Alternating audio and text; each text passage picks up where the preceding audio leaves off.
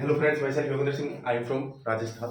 तो आज हम पढ़ेंगे साइकेट्री का फर्स्ट वीडियो है जो अपलोड हो चुका है। अब सेकंड वीडियो की बात करते हैं। तो फर्स्ट में हमने क्या पढ़ा था, बेसिकली वो पीछे की चर्चा हम करते हैं कि साइकेट्रिक के बारे में पढ़ा था और साइकोलॉजी के बारे में पढ़ा था। साइकेट्रिक तो क्या होता है दोस्तों, मेडिकल ट्रीटमेंट होता है किसका, जो सोल बिहेवियर एंड किसका होता है, सोल बिहेवियर एंड माइंड का जो मेडिकल ट्रीटमेंट होता है उसको तो क्या कहते हैं, साइकेट्री कहते हैं। साइकोलॉजी किसे कहते हैं, मतलब इसमें साइकी का मतलब तो क्या होता है, सोल होता है, बिहेवियर होता है और माइंड होता है। और लॉजी और इट्रिक का मतलब क्या होता है, इट्रिक का मतलब होता है मेडिकल ट्रीटमेंट और लॉजी का मतलब होता है study of soul behaviour and mind is called psychology.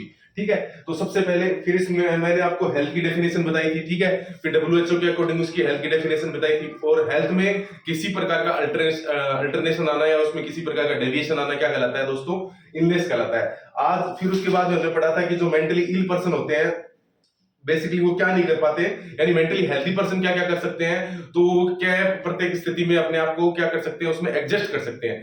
ठीक है। तो साइकेट्रिक पेशेंट की बेसिकली जो मेंटली हेल्थी पर्सन होगा वो क्या है, किसी भी चीज में क्या कर पाएगा, अपने आप को एडजस्ट कर पाएगा। ठीक है।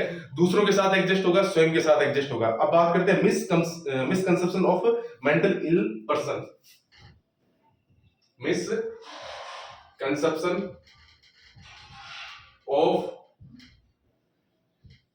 मेंटल इल पर्सन, यानी मेंटल इल पर्सन के बारे में मिसकंसेप्शन मतलब गलत अवधारणाएं क्या क्या है। सबसे पहले बात करते हैं misconception of mental ill person. तो बेसिकली आपको पता होगा कि जो मेंटली इल पर्सन होता है उसके बारे में समाज में अनेक प्रकार की अवधारणाएं मौजूद होती हैं जो कि वर्तमान के समय पे बिल्कुल भी लागू नहीं होती। ठीक है। वो पुराने जमाने के हिसाब से वो ठीक थी, लेकिन अभी क्या समय बदल चुका है, क्योंकि हम साइकेट्री का डेवलपमेंट पढ़ेंगे ना, उसमें हम शुरू से लेकर एंड तक जितनी भी चीजें हैं तो साइकेट्री के अंदर मतलब कब कब क्या क्या हुआ, मतलब प्राचीन समय में क्या मानते थे, फिर क्या हुआ, धीरे धीरे इसका क्या हुआ, विकास हुआ, और पहले इसको क्या मानते थे, तो उसी आधार पर हम सबसे पहला पॉइंट लिखो आप इसके अंदर, misconception of mental ill person.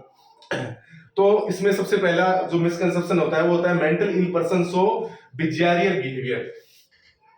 Mental ill person so bizarre behaviour. अभी बिजारियर बिहेवियर क्या होता है दोस्तों, बेसिकली बिजारियर बिहेवियर का मतलब होता है एक प्रकार का गलत दिखना, किसी भी प्रकार का, यानी हम उसको जब देखेंगे ना मेंटल इल पर्सन को, तो वो हमेशा ही हमें बहुत ही गलत दिखेगा। अब बिजारियर बिहेवियर में क्या क्या चीजें आती है वो आप थोड़ा देखना। इसके अंदर सबसे पहले क्या होता है कि हाँ, एक चीज इसमें याद रखना, जो बिजारियर बिहेवियर होता है इसका मतलब होता है अनकीप्ड अपीयरेंस, यानी बहुत अच्छा नहीं लगना। अनकीप्ड अपीयरेंस होती है इसकी, यानी दिखने में हमको बिल्कुल भी अच्छा नहीं लगेगा।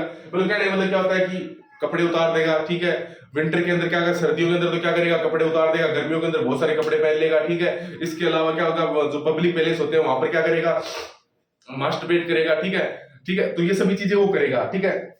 और हार्म भी पहुंचा सकता है दूसरों को। ठीक है। इसके अंदर क्या क्या आएंगे कि मास्टरबेट ओपनली,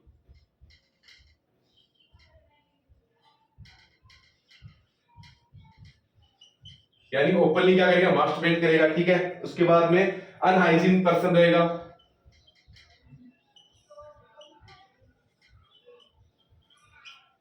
इसके अलावा क्या देखने को मिलता है बिजारियर बिहेवियर में, ओपन क्लोथिंग इन विंटर।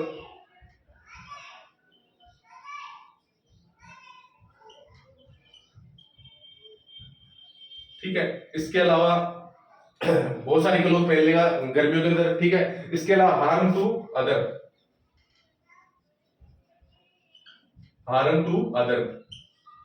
ठीक है दोस्तों।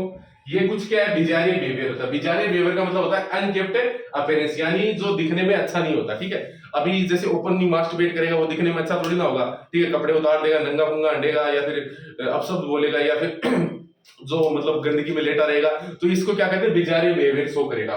तो क्या हर पर्सन मेंटली इल पर्सन, ये देखो मेंटली इल पर्सन, क्या हर mentally ill person bizarre behaviour show करता है? बिल्कुल नहीं करता। जैसे इसमें कुछ 1% होते हैं, उसमें भी बहुत जैसे अगर हम बात करें साइकेट्री के 100 पेशेंटों की बात करें तो उसमें से कोई 0.5% लोग ऐसे होते हैं जो कि जिनको ट्रीटमेंट ना मिलने के कारण वो क्या करते हैं दोस्तों, बिजारियर बिहेवियर को शो करते हैं। ठीक है। उनको क्या होता है, ट्रीटमेंट ना मिलने के कारण वो ऐसा शो करते हैं। बाकी तो 99% तो जो पर्सन होते हैं मेंटली इल पर्सन, वो तो कुछ विचार करते हैं, जैसे डिप्रेशन का पर्सन है वो क्या करेगा, वो तो अपना चुपचाप बैठा रहेगा, उसको तो वैसे ही उदासी में डूबा रहेगा, ठीक है।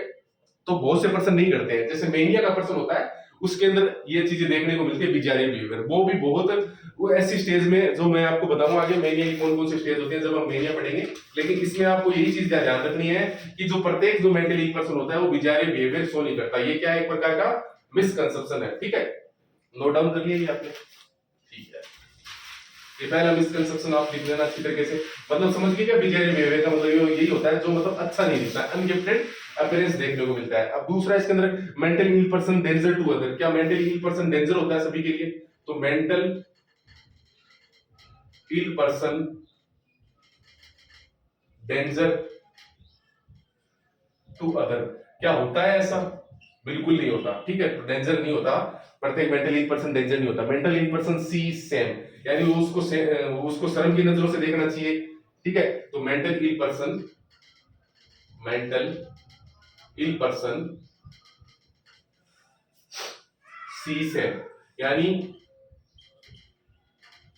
उसको शर्म की नजरों से देखना चाहिए? नहीं, बिल्कुल नहीं देखना चाहिए, क्योंकि बीमारी है एक प्रकार की, ठीक है। जैसे शरीर की बीमारी होती है वैसे ही मन की बीमारी हो जाती है, तो इसमें कोई बड़ी भारी बात होती नहीं है, किसी को भी हो सकती है और कौन सी भी अवस्था में हो सकती है। तो इसमें किसी प्रकार की शर्म करने की कोई आवश्यकता नहीं है, या उसको शर्म की दृष्टिकोण से देखने की कोई आवश्यकता नहीं है।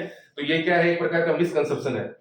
Think that mental ill person are not related to physical health, यानी कहने का मतलब क्या होता है कि जो मेंटल मेंटल चलो इसको मैं बताता हूँ। think that mental ill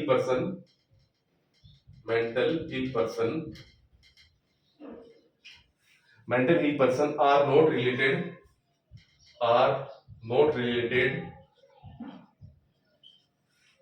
related to physical health, to कहने का मतलब क्या है कि जो मेंटल हेल्थ है और जो फिजिकल हेल्थ है वो दोनों अलग अलग होती हैं, वो एक दूसरे को प्रभावित नहीं करती। तो ऐसा बिल्कुल भी नहीं है कि मेंटल हेल्थ और फिजिकल हेल्थ अलग अलग होती है। शरीर की बीमारी है, मन मेंटल इलनेस भी शरीर की बीमारी है, फिजिकल इलनेस भी शरीर की बीमारी है। तो ये दोनों दोनों एक दूसरे से कोरिलेटेड होती है, ऐसा नहीं होता है, ठीक है। ये पुराने जमाने मानते थे कि जैसे शारीरिक समस्या होती है वो मानसिक समस्याएं अलग होती है, इन दोनों को अलग अलग माना गया था, लेकिन ऐसा नहीं होता। कई बार क्या होता है कि शारीरिक समस्या के कारण मानसिक समस्या उत्पन्न होती है, और कई बार मानसिक समस्याओं के कारण शारीरिक समस्याएं उत्पन्न होती है, जिसको साइकोसोमेटिक डिजीज बोलते हैं, ठीक है। और thinks that treatment of mental illness, मतलब मेंटल थिंक्स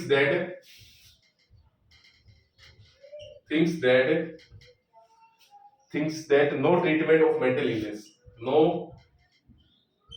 ट्रीटमेंट ऑफ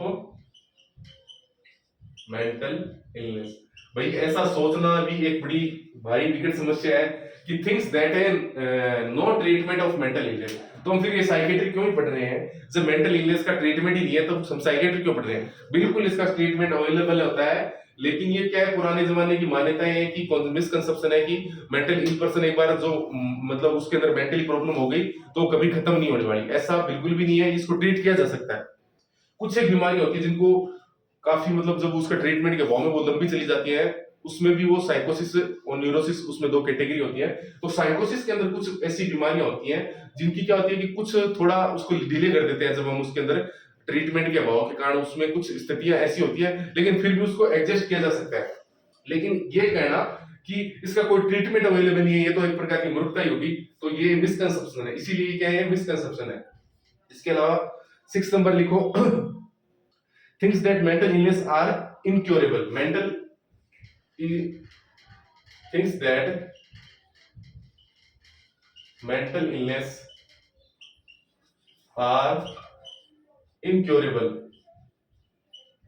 मतलब इसको ठीक नहीं किया जा सकता। तो ठीक नहीं किया जा सकता तो फिर ये डॉक्टर ऐसे बैठे हैं, ऐसे ही पढ़ा रहे हैं हम इसको, ठीक है। तो ऐसा नहीं होता, ये पुराने डर रहा है, चला रहा है, मानसिकता है लोगों की उस जमाने के हिसाब से ठीक थी, लेकिन आज के जमाने के हिसाब से ठीक नहीं है, ठीक है। और things that mental ill person must level home treat into from home, मतलब उसका क्या मतलब कि होम, घर के अंदर ये जो mental ill person treatment into home, home के अंदर ही उसका ट्रीटमेंट किया जा सकता है, तो ये ऐसा बिल्कुल भी नहीं है।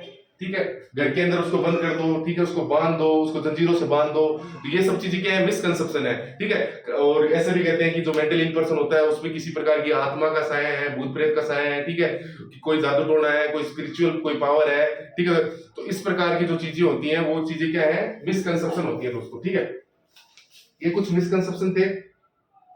ठीक है, तो आपको इसमें कोई दिक्कत, इतने मिसकंसेप्शन मैंने आपको बताए हैं।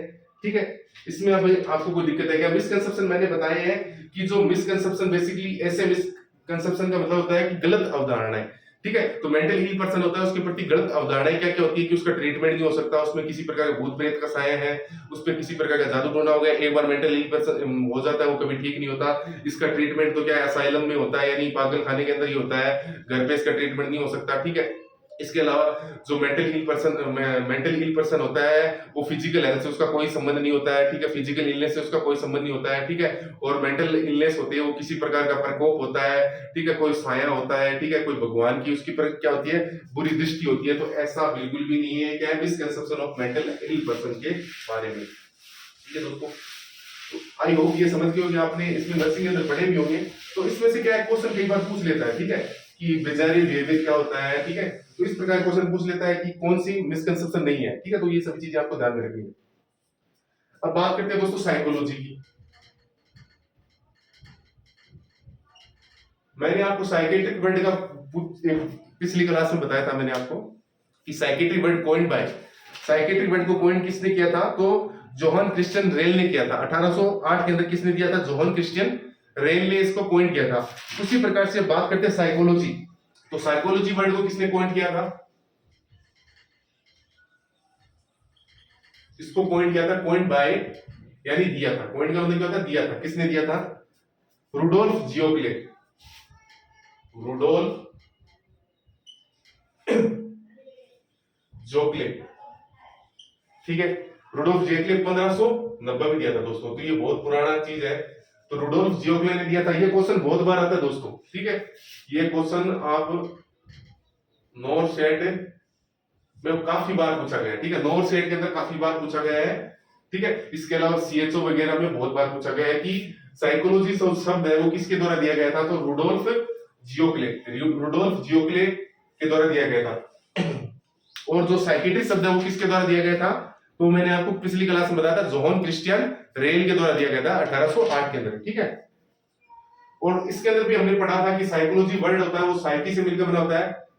ठीक है, साइकी का मतलब क्या होता है दोस्तों, सोल, बिहेवियर, और क्या होता है दोस्तों, माइंड होता है ना। और लॉजी का मतलब मैंने आपको बताया था, लॉजी का मतलब होता है स्टडी ऑफ। ठीक है, तो इसकी डेफिनेशन भी आप बना दोगे कि study of soul, behaviour and mind is called psychology. ठीक है, कोई दिक्कत नहीं है यहाँ पर आपको, ये चीज इंपॉर्टेंट है, इस पर आप स्टार लगा लेना बहुत सारे। ठीक है, रुडोल्फ जियोक्ले ने साइकोलॉजी शब्द पॉइंट किया था। पॉइंट किसने किया था, रुडोल्फ जियोक्ले ने किया था। ठीक है,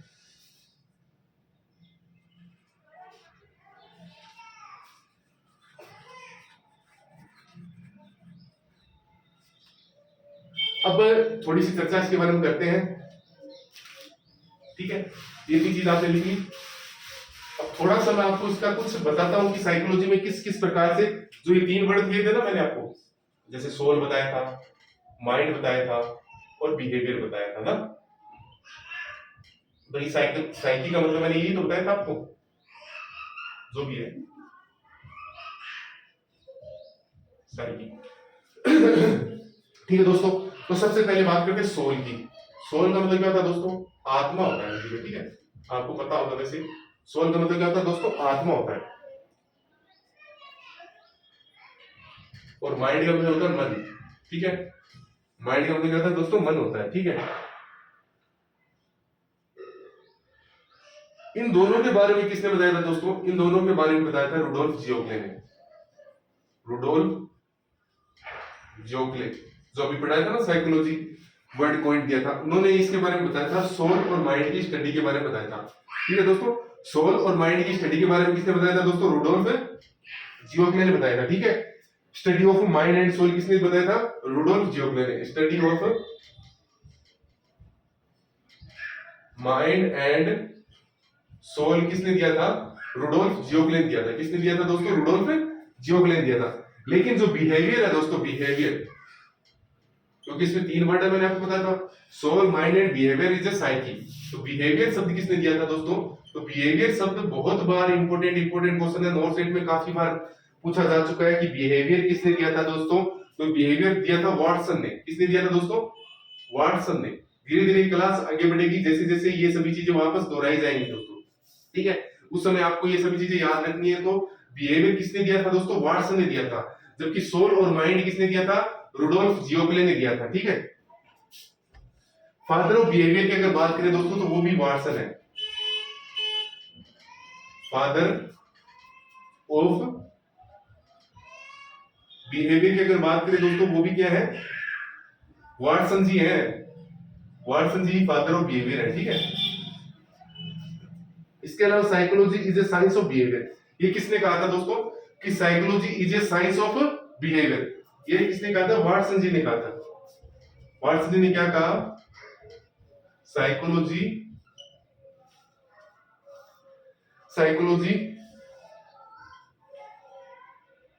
is a science of behaviour, is science of, ये किसने कहा था दोस्तों? वाटसन जी ने कहा था। वाटसन जी ने क्या कहा था कि psychology is a science of behaviour, ये किसने कहा था दोस्तों? वाटसन ने कहा था, ठीक है? अब एक वैज्ञानिक हो रहे थे मुंजी हो रहे थे, ठीक है? तो वाटसन जी के बाद में क्या आए थे दोस्तों? मुंजी आए थे। उन्होंने क्या कहा था बिहेवियर के बारे में? मुन, ठीक है? तो मुन नामक साइंटिस्ट ने क्या कहा था कि psychology is A scientific investigation of behaviour. Psychology is A scientific investigation of behaviour.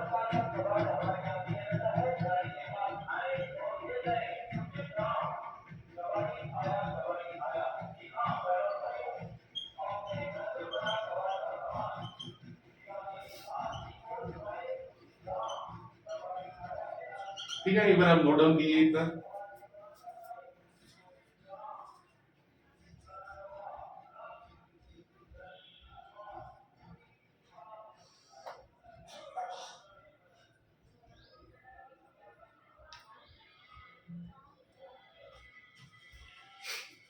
I hope आपने इसको अच्छे से रीड आउट किया होगा, ठीक है? तो सबसे पहले बात करते हैं दोस्तों रुडोल्फ जियोक्लेन। रुडोल्फ जियोक्लेन ने सबसे पहले किसका दिया था दोस्तों? बिहेवियर वर्ड को कॉइन किया था 1500 कितनी ईस्वी में? ये चीज याद रखनी है आपको, 1590 में रुडोल्फ जियोक्लेन जी ने साइकोलॉजी को क्या किया था दोस्तों? कॉइन किया था। उसके बाद में जो साइकोलॉजी वर्ड होता है दोस्तों वो 3 शब्दों से मिलकर बना होता है, मतलब साइकी का मतलब उसमें 3 शब्द होते हैं, सोल, माइंड एंड बिहेवियर, ठीक है? तो सोल और माइंड के बारे में किसने बताया था? रुडोल्फ जियोक्लेन जी ने ही बताया था, जिन्होंने इसका साइकोलॉजी का क्या किया था दोस्तों? कॉइन किया था। तो study of mind and soul किसने दिया था दोस्तों? रुडोल्फ जियोक्लेन ने दिया था। बिहेवियर तीसरा बच गया ना दोस्तों, बिहेवियर किसने दिया था? वाटसन जी ने दिया था। वाटसन जी ने क्या दिया था? बिहेवियर के बारे में बताया था। और इन्होंने बिहेवियर के बारे में कहा था कि psychology is a science of behaviour. Psychology है वो क्या है? एक प्रकार की साइंस है, किसकी? बिहेवियर की। Psychology is a science of behaviour, ये किसने कहा था दोस्तों? हमारे वाटसन जी ने कहा था। और अब बात करते हैं अगले वैज्ञानिक आए थे, और फादर ऑफ बिहेवियर भी किसे कहते हैं दोस्तों? ये क्वेश्चन बहुत इंपॉर्टेंट है दोस्तों, ये काफी इंपॉर्टेंट क्वेश्चन होते हैं और काफी बार नॉर्थ साइड के अंदर, सीएचओ के अंदर जो एनएचएम की वैकेंसी आती है उनके अंदर सीधा सीधा पूछते हैं कि फादर ऑफ बिहेवियर कौन है।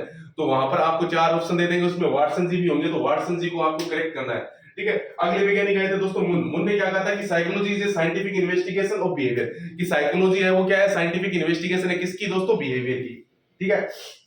अभी मैं आपको एक क्वेश्चन पूछूंगा, आप उस क्वेश्चन का जवाब देना, ठीक है? मतलब जवाब तो क्या दोगे आप, मतलब लाइव तो अपनी चल ही नहीं रही है, लेकिन आप उस क्वेश्चन को लिख लेना, ठीक है? तो आपके काम आएगा वो चीजें। आई होप आपने इसको नोट डाउन कर लिया होगा। अभी हम पढ़ते हैं दोस्तों आगे के बारे में, थोड़ी आगे की कहानी ले लेते हैं, ठीक है? आगे की कहानी है who is telling about psychology is A positive science. Who is telling about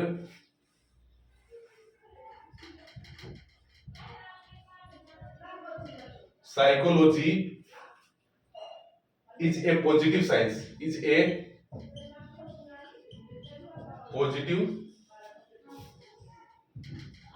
science, ठीक है? ये क्वेश्चन आए हुए हैं दोस्तों, ऐसे नहीं पूछ रहा मैं ना, ठीक है। तो इसमें सबसे पहला दे रखा ऑप्शन रुडोल्फ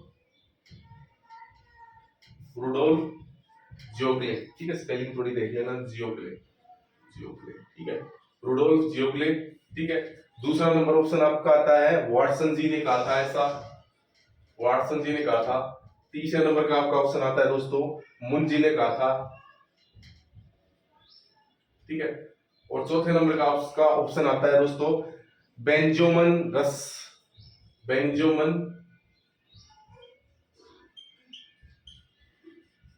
ठीक है। तो ये चार ऑप्शन है दोस्तों, आपको अपने कमेंट बॉक्स में ये जरूर लिखना है कि हु इज टेलिंग अबाउट, किसने कहा था psychology is A positive science, psychology is A positive science, ये किसने कहा था दोस्तों।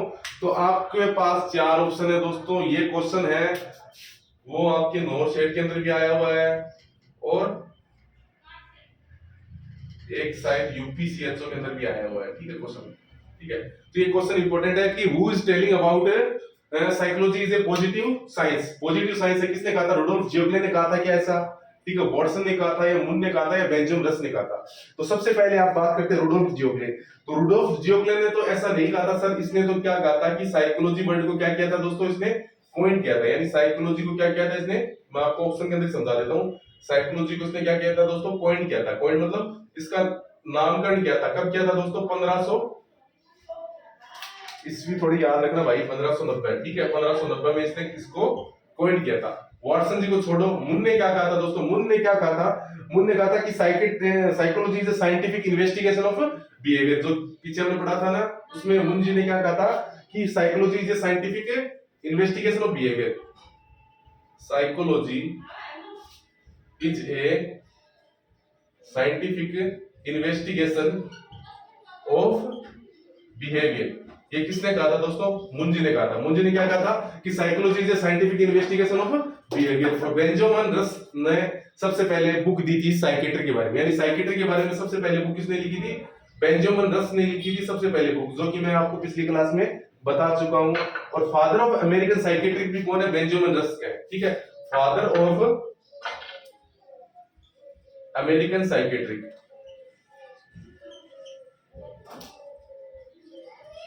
ये चीजें आपको याद रखनी है क्योंकि ये क्वेश्चन बहुत बार आ चुके हैं और इसमें से आने की पूरी चांस है। तो किसने कहा था दोस्तों, who is telling about psychology is A positive science, Watson ने नहीं कहा था क्या, वाटसन ने ही तो कहा था ये चीजें कि psychology is A scientific of science of behaviour, यानी पॉजिटिव साइंस के बारे में किसने कहा था, वाटसन ने कहा था। तो इसका करेक्ट आंसर क्या होगा दोस्तों, वाटसन होगा। रुडोल्फ जियोक्ले है दोस्तों, रुडोल्फ जियोक्ले है, उन्होंने क्या दिया था, साइकोलॉजी वर्ड को कॉइंड किया था 1590 में। और मुन जी ने क्या कहा था कि psychology is A scientific investigation of behaviour. और बेंजामिन रस है, उसको हमने पिछली क्लास में पढ़ा था कि इन्हें फादर ऑफ अमेरिकन साइकेट्री भी कहते हैं। साथ साथ में इन्होंने साइकेट्री पे प्रथम बुक यानी फर्स्ट बुक लिखी थी इन्होंने साइकेट्री पे, प्रथम जो बुक होती है साइकेट्री के ऊपर किसने लिखी थी, बेंजामिन रस ने लिखी थी। और इन्हें अमेरिकन साइकेट्री का क्या कहते हैं दोस्तों, फादर कहते हैं, ठीक है। आई होप इतना आपने नोट डाउन कर लिया होगा। अब चलते हैं आगे की तरफ।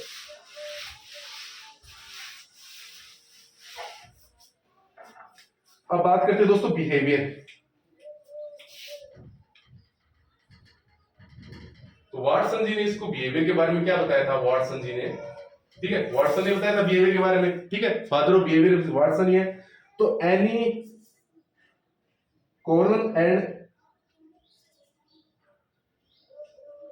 covert and overt activity of our body is called behavior. Any covert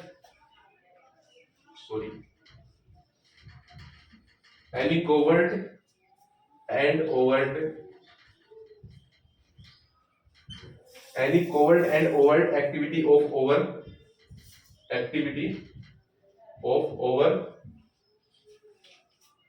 body called behavior। यानी बिहेवियर किसे कहते हैं कि हमारी बॉडी की जो कोवर्ट और ओवर्ट जो एक्टिविटी होती है उसी को क्या कहते हैं, बिहेवियर कहते हैं। इन्होंने बिहेवियर के बारे में एक थ्योरी दी थी जिसे कॉग्निटिव मॉडल ऑफ बिहेवियर भी एक प्रकार का जो कॉग्निटिव थेरेपी है उसमें आता है, ठीक है। तो उन्होंने क्या बताया था, इन्होंने कहा था कि सबसे पहले हमारे ब्रेन में कोई भी मन होता है उसके अंदर सबसे पहले क्या था दोस्तों, थॉट का जनरेशन होता है, ठीक है। तो सबसे पहले क्या होता है दोस्तों, थॉट का जनरेशन होता है। जब भी हमारे कोई भी चीज होती है तो अभी मैं पढ़ा रहा हूं तो जस्ट मेरे दिमाग में क्या आ रहा है, थॉट आ रहा है, थॉट से मेरे दिमाग में क्या उत्पन्न होगा, कोई भी थॉट है, जैसे आपको, ठीक है, आप किसी चीज के बारे में सोच रहे हो, तो सबसे उसके बाद में जस्ट हमारे अंदर क्या उत्पन्न होता है दोस्तों, इमोशन।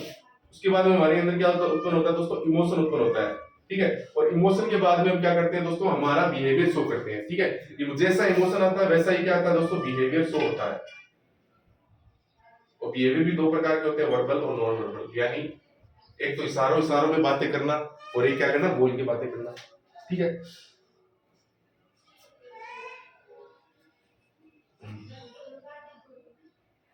ठीक है, इसमें आप लिख सकते हो कि thought create bye emotion, emotion create by behaviour, ठीक है। तो ये प्रक्रिया चलती रहती है बेसिकली, ठीक है।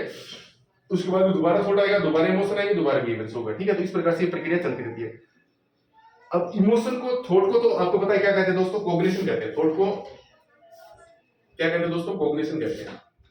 कॉग्निटिव भी कह सकते हो, ठीक है, कॉग्निटिव कहते हैं या कॉग्निशन कहते हैं, ठीक है। इमोशन को क्या कहते हैं दोस्तों, इमोशन को कहते हैं या तो फीलिंग कह सकते हो, ठीक है। इमोशन एक प्रकार की फीलिंग तो होती है, फीलिंग कह सकते हो, या फिर इसको क्या कह सकते हो दोस्तों, अफेक्शन कह सकते हो, EFFECTION, अफेक्शन, ठीक है। तो इमोशन को आप क्या कह सकते हो दोस्तों, फीलिंग कह सकते हो, अफेक्शन कह सकते हो, और थॉट को आप कॉग्निशन कह सकते हो, कॉग्निटिव कह सकते हो, और एक्टिविटी जो हम कर रहे हैं, बिहेवियर जो कर रहे हैं, उसको दोस्तों हम क्या कर सकते हैं, कोनेशन कहते हैं। इसको क्या कहते हैं दोस्तों, कोनेशन, ठीक है। तो इसको क्या कहते हैं दोस्तों, कोनेशन भी कह सकते हो, और इसको डूइंग भी कह सकते हो, डूइंग कह सकते हो, एक्टिविटी कह सकते हो, ठीक है। डूइंग कह सकते हो, एक्टिविटी कह सकते हो, ठीक है। तो उसको कोनेशन कह सकते हो, डूइंग कह सकते हो, एक्टिविटी कह सकते हो, किसको, बिहेवियर को।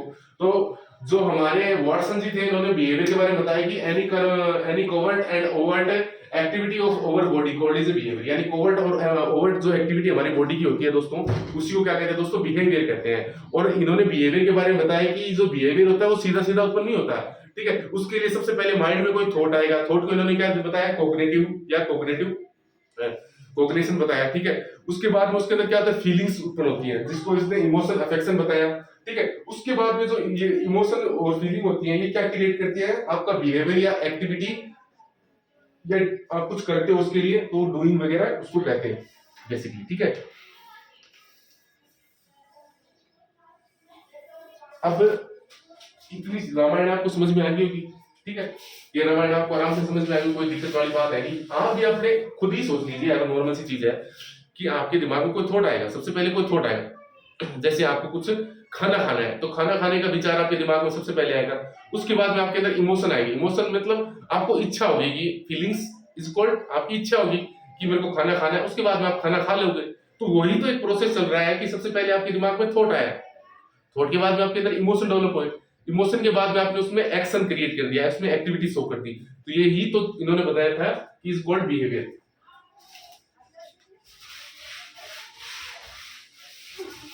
चलो दोस्तों, आज की क्लास को यहीं पे खत्म करते हैं। थोड़ा क्या है कि मेरी थोड़ी तबीयत खराब है ना, उस वजह से आज की क्लास को यहीं पे स्टॉप करते हैं, और आई होप आपको अच्छा लगा होगा, ठीक है। तो धीरे धीरे हम साइकेट्री को कवर कर लेंगे, कोई दिक्कत वाली बात नहीं है। 30-40 वीडियो के अंदर इसको कवर कर लेंगे, पूरी साइकेट्री को। इसके अंदर आपके नॉर्थ सेट में CHO से कहीं से भी क्वेश्चन बाहर नहीं जाने वाला, ठीक है।